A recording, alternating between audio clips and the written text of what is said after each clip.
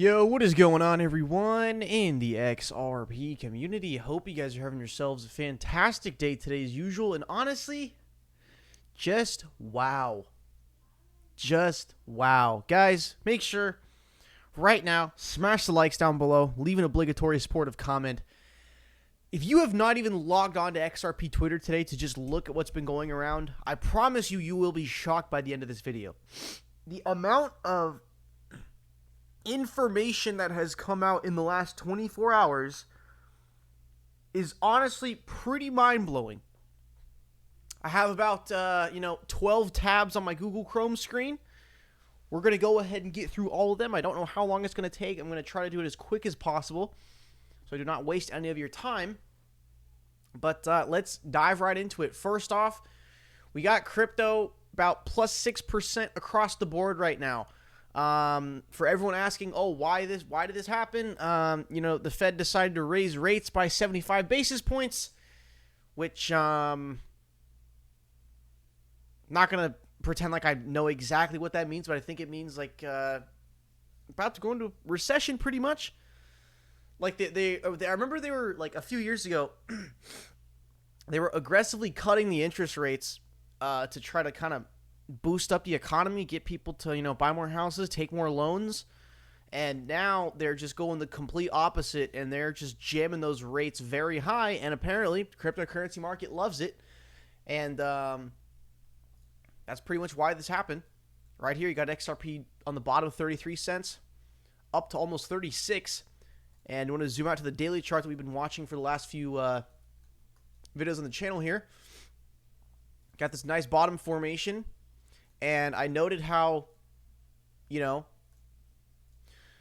we did just barely break this resistance right here, just barely started pulling back. And then I was wondering, like, damn, like, we're pulling back. We tried to crack the resistance. We got nothing to bounce off of until like 30 cents. So I was just wondering, like, damn, what the hell? We need to keep this little formation going here to kind of allow it to, shoot up higher and fill these gaps all in here. But, yeah, the Fed rate hike kind of caught in that bounce for XRP. I believe Bitcoin is actually boosting a bit more today, percentage-wise. Honestly, the Bitcoin chart looks a little bit better than the XRP daily chart, but if the Bitcoin chart plays out, as you know, XRP is going to follow through and pretty much copy it. But it's kind of the same thing as the XRP chart, except Bitcoin actually, like, significantly broke this local resistance level right here, then decided to pull back, breaks that resistance level again, fails to treat it as support, then the Fed rate comes in, bounces it back up. But guys, we have so much gap. We have so much gap all right here. I believe Bitcoin will rocket to 30K in the very, very near future. Guys, let's stop talking about the price action. Let's get into the news of today. Check this out from Brad Garlinghouse. Facts. Does Brad Garlinghouse ever tweet a one-word response to something? No, I've never seen this. I've never seen this. Like this guy says right here, my boy Energy different. All right. Stuart Alderity, who's the general counsel at Ripple, what he's responding to is rather than providing regulatory clarity through rulemaking, the SEC is bullying crypto markets by filing unproven allegations masquerading as regulation. In my latest op-ed, I outlined the urgent need for sensible crypto legislation from Washington. I love that. That is very, very true here. Filing unproven allegations masquerading as regulation. Ain't that the damn truth? Because in reality, you could look at the SEC as just, oh, it's just a government regulation entity. That's all they do. No, they're a fucking business, man. They're a business at the end of the day. They got to bring in money. They got quotas to fill. All right, they got to bring in money for their agency. So they're doing this corrupt, filing unproven allegations, trying to act like it's regulation when it's not. It's an attack. That's what it is. Next one, guys. From John Deaton here, Gary Gensler refuses to meet with 69,000 XRP holders caught in the crossfire of the SEC versus Ripple case. He wouldn't meet with crypto companies last year. He won't meet with Congress, but he meets 7 times with the company that controls 90% of his wealth. Absolute disgrace how deep the corruption really gets with these people. Okay?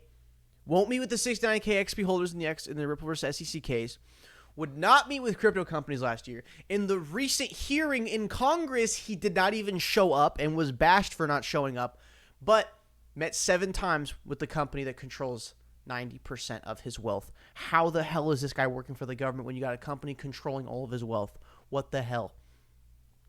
It's a shame Gary Gensler and SEC enforcement director, etc., don't ask for an investigation into the Hinman conflicts. They don't care about appearances of impropriety. That's unfortunate because it's a disservice to the good men and women that work at the SEC. They deserve the public's confidence. But honestly, I think they lost it. It's all gone. A new Twitter account has come up, guys, and I suggest you give them guys a follow. I'm going to say a little shout out here at Gensler Facts. They sent out a tweet the other day that absolutely exploded. Okay. I'm not going to play the music from the video, but I want to show you guys this video they came up with, because to have only, 1,476 followers on Twitter and to pump out a tweet that gets nearly 5,000 likes, 2,000 retweets, I can't even get to those numbers. This is a fucking damn good video. All right. This is a 1 of 8 thread right here.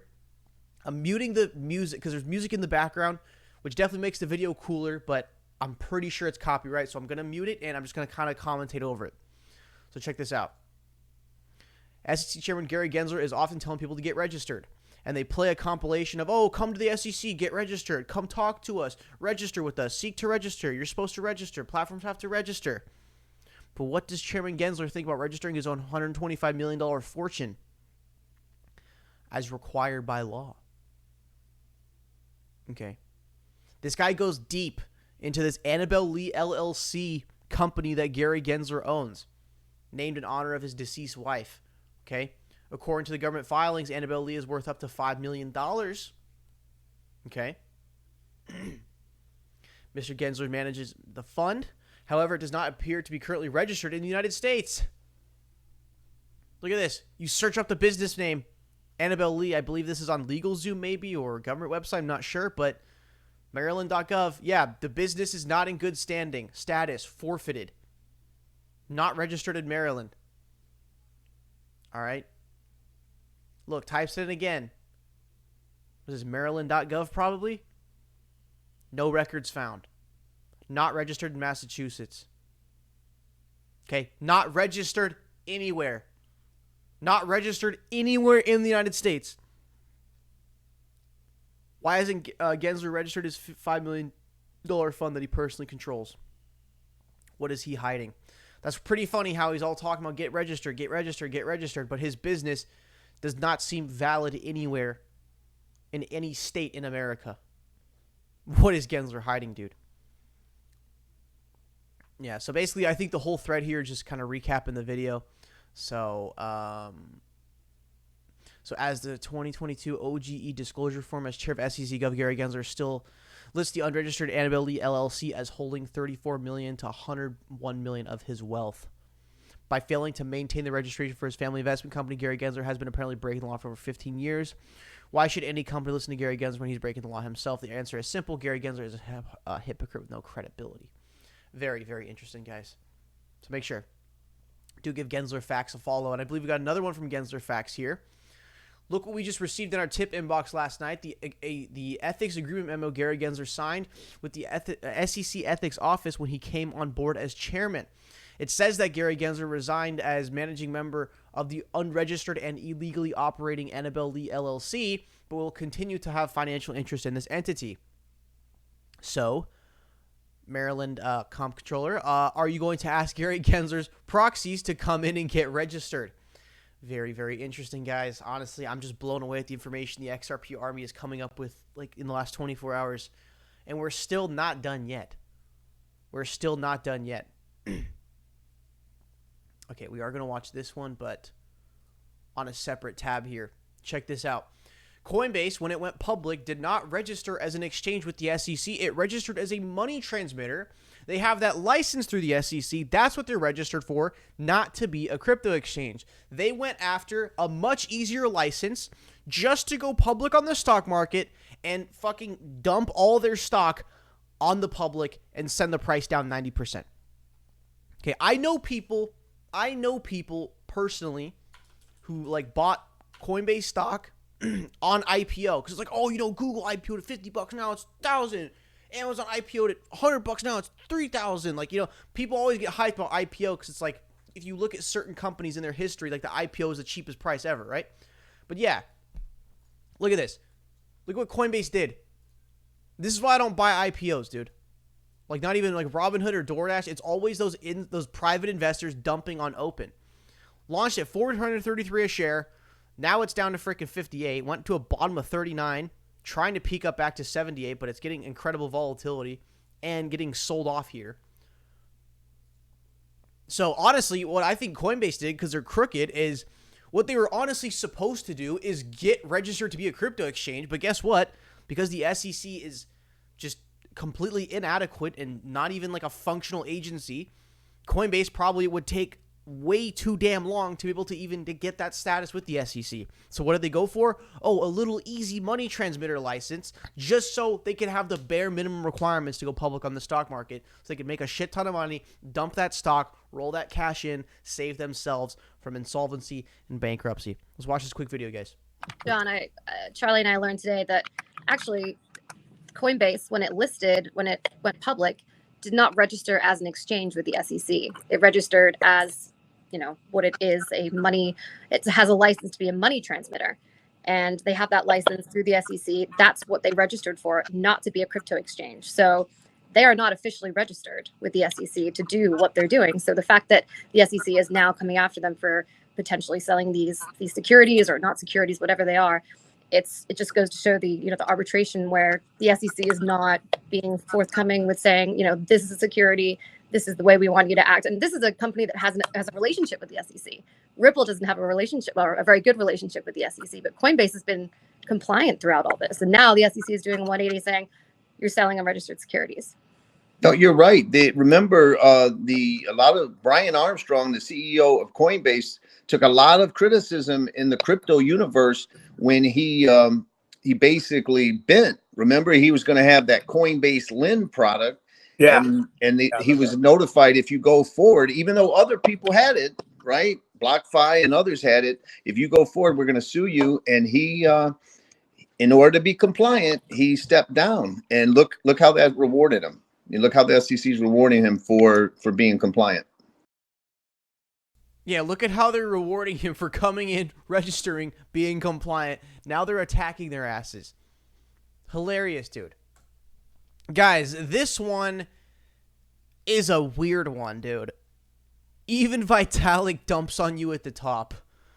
Guys, I don't even really need to explain this one that much, but this guy can't be from this earth the way he's talking, but he fucking admits to dumping like 70K ETH at the top. Just like Charlie Lee did. Like, oh, we dumped it at the top. No, you created the top. You fucking made that top happen. Guys, look at this. Look at this. Very right, fairly quickly. And but you didn't short it, did you? So I did get the Ethereum Foundation to sell about 70,000 ETH, like basically at the top, and that's doubled our runway now. So very right. Yeah, that sounds. The guilt is very present in his body language, as you can tell. He did not feel too good about that. Like, if someone asks you if you did like anything ever, and you have this kind of reaction. I did. That sounds like there's pretty much just guilt being admitted right there. You got to get some of that money back after paying off the SEC, huh? All right. Last one, guys. Timestamp prediction. Simpson Thatcher ending its membership with the Ethereum Enterprise Alliance was 100% intentional, and it attempts to lay the groundwork for Hinman to publicly address the issue. They are minimizing the membership. Hinman will claim he knew nothing about it when he gave the speech. Read the statement they gave to Ellie. They are trying to create the narrative. Hinman has no choice but to deny knowing about it. He must agree when asked that if he knew about the membership, he wouldn't have given the speech. Yeah, now they're minimizing their own partnership just to save their asses in the Ripple vs. SEC lawsuit. Guys, that's going to be it for today. Make sure to smash the like, subscribe, hit those post notification bell, leave an obligatory supportive comment down below, and I'll see you guys in the next one.